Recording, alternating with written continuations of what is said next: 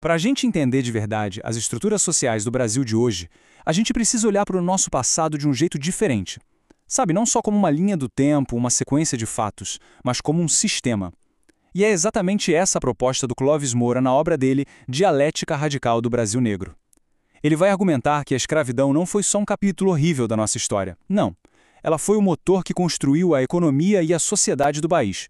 Um motor tão poderoso que os ecos dele ainda definem o nosso presente. Vamos começar com essa citação. Ela é dura, né? É direta. E ela vai bem no centro da questão. No direito civil daquela época, pessoas escravizadas eram, por lei, classificadas como bens semoventes, ou seja, propriedade na mesmíssima categoria de animais e objetos. Essa desumanização toda não era um efeito colateral do sistema, não. Era o alicerce, a premissa fundamental para tudo funcionar.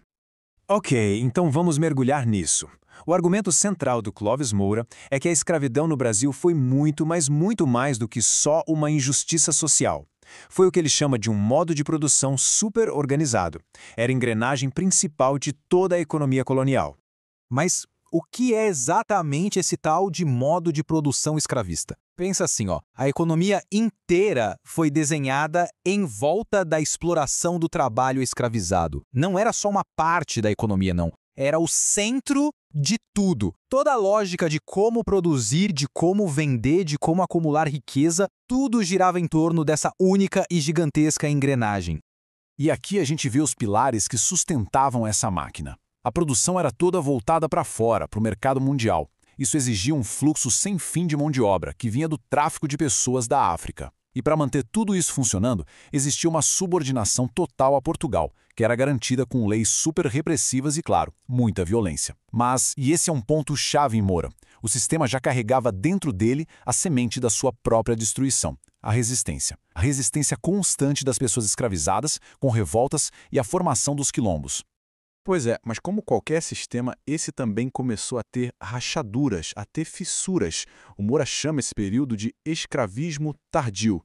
Foi um momento em que essa estrutura toda poderosa começou a se fragmentar por causa de várias pressões.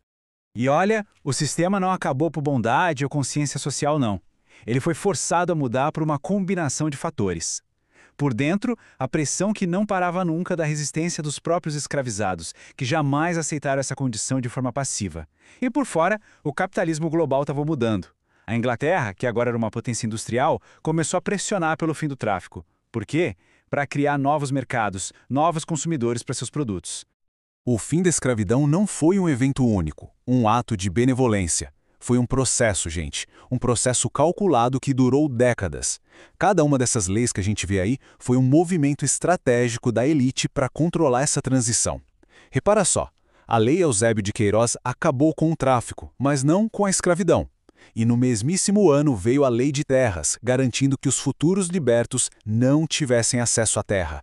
A Lei Áurea, lá em 1888, não foi o começo de algo novo, mas sim o último passo de um desmonte pensado para manter a estrutura de poder intacta. E por trás de toda essa análise de leis, de sistemas, de economia, a gente nunca pode esquecer a escala humana disso tudo. 4.850.000. Esse é o número estimado de africanos que foram trazidos à força para o Brasil. É um número que representa milhões de vidas, de famílias, de histórias que foram brutalmente interrompidas. E aqui que a gente chega no ponto nevrálgico do legado da escravidão. O jeito como o sistema acabou não foi por acaso. Foi um projeto. Um projeto para criar uma nova forma de desigualdade. Uma liberdade que na prática já nasceu, incompleta. Então a Lei Áurea foi assinada, a escravidão formalmente abolida, fim da história, certo? Bom, a análise do Moura mostra que a resposta é um sonoro não. Na verdade, foi só o começo de um novo capítulo de luta. De um lado, o imigrante europeu. Ele recebia incentivo, terra, direitos. Do outro lado, a população negra recém-liberta, que foi simplesmente abandonada. Sem terra, sem educação, sem nenhuma reparação e ainda por cima sendo alvo de uma ideologia racista. O ponto crucial aqui é, o Estado não foi neutro, de jeito nenhum. E a ferramenta-chave para isso acontecer foi aquela Lei de Terras de 1850. Lembra dela?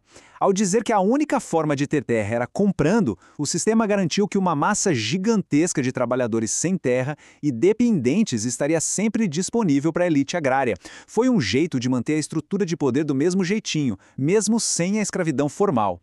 E essas políticas, essas leis, elas não ficaram lá no passado, não. Elas construíram as fundações das estruturas sociais e raciais que a gente vê até hoje no Brasil. Os ecos delas fazem parte da nossa realidade, do nosso dia a dia.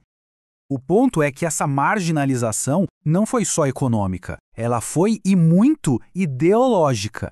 Esse esquema do Moura mostra bem a hierarquia racial que se tornou parte do tecido social brasileiro. No topo, o branco, como o ideal, o superior. Lá na base, o negro como o estigmatizado, o inferior. E todas as categorias no meio serviam para reforçar essa lógica, medindo o valor social de uma pessoa pela distância que ela tinha de cada um desses polos. A desigualdade racial que a gente vê hoje no Brasil não é só um resquício infeliz da história, um problema que ficou mal resolvido. Segundo essa análise, ela é o resultado calculado da transformação de um sistema que se adaptou para sobreviver, trocando a escravidão formal por uma nova estrutura de exclusão. E a conclusão é, no mínimo, provocadora. Um sistema que foi desenhado para desigualdade não vai produzir igualdade por acidente.